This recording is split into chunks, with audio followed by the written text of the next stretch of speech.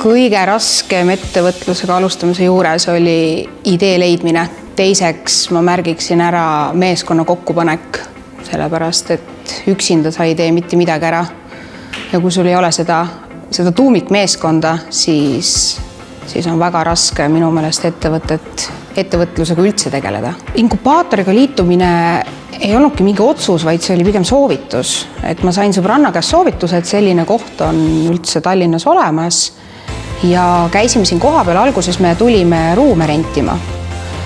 Kuid me nägime seda õhkkonda, mis siin valitseb ja neid inimesi, kes siin töötavad. Konkreetselt meie ettevõtet on aidanud väga palju, sellepärast et selle 6 kuu jooksul me oleme aru saanud oma identiteedist, sellest, kes me tegelikult oleme ettevõtjatena, mida me tänasel päeval teeme, mis on meie eesmärgid ja mida me tahame saavutada.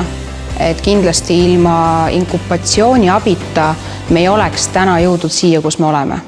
Väga lahe meelde jääv mälestus oli meie enda ettevõtte esimese aasta sünnipäev, mida meil õnnestus pidada loomeinkubaatori 2. korruse ruumides, kuhu me siis kutsusime ka kõik meie toetajad, selle maja töötajad, kes meid on toetanud sellel teekonnal, enda mentorid, ja see oli üks äärmiselt tore ja meeldejääv õhtu. Algavatel ettevõtetel soovitaksin sellepärast liituda, eriti just neil, kes alustavad ettevõtlusega esmakordselt, sellepärast, et äris sa võid olla väga hea ja tugev, sa võid olla müügis väga hea ja tugev, aga eelkõige just lähtudes enda kogemusest, loomeinkubaator on aidanud kaasa minul kui inimese isiksuse kasvamisel täpselt samamoodi sellele ärile.